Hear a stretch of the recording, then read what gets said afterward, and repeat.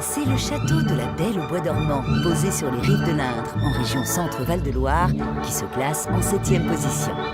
Le château d'Ussé fut d'abord une forteresse moyenâgeuse, puis une demeure de plaisance à la Renaissance.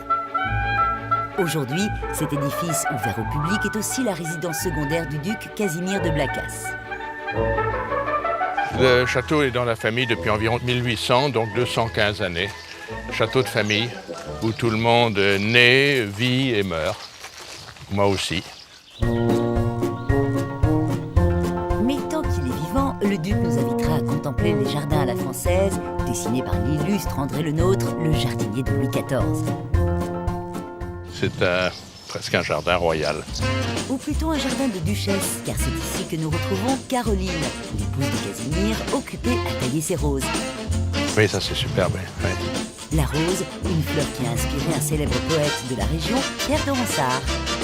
Je pense que déjà à son époque, c'était des fleurs qui étaient un peu le symbole de ce Val de Loire, où elles poussent très bien, elles sont prolifiques. D'ailleurs, il y a des roses maintenant qu'on appelle Ronsard et que les gens aiment beaucoup dans la région. Mignonne, allons voir ici la rose.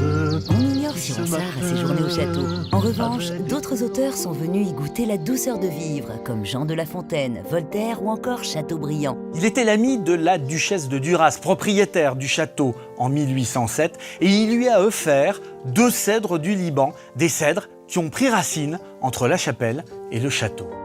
En plus des arbres, Chateaubriand y a aussi rédigé une partie de ses mémoires d'outre-tombe. Le duc conserve d'ailleurs dans sa bibliothèque des dizaines de lettres du poète. C'est assez émouvant d'ailleurs de penser que ces lettres ont pu traverser les siècles. Une correspondance entretenue avec la duchesse de Duras, la châtelaine de l'époque.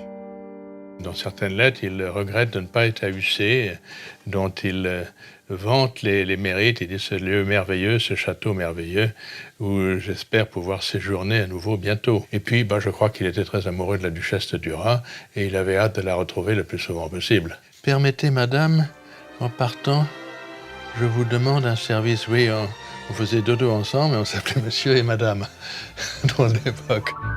Si le château d'Ussé a compté nombre d'artistes parmi ses hôtes, il peut aussi s'enorgueillir de la présence d'un roi entre ses murs. Dans ce lit a dormi l'empereur d'Éthiopie, Haïli Sélassié, le roi des rois, est venu, lui, après un déjeuner que nous lui avions offert à Ussé, faire sa sieste dans ce lit. Ça, j'ai pu le constater.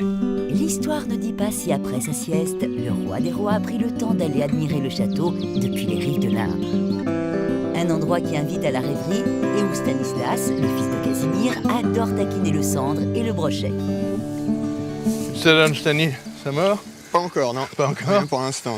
Oui. Mais c'est un bon coin de pêche aussi, parce que c'est le premier barrage, le moulin un peu plus bas, c'est le premier barrage sur l'Indre après la Loire. Ah oui, donc tous les poissons oui. qui remontent la Loire arrivent coincés Oui, ici. La vue est belle, si on n'attrape rien, au moins on a une jolie vue. Une vue qui, au soleil couchant, rend le château d'Ussé encore plus féerique.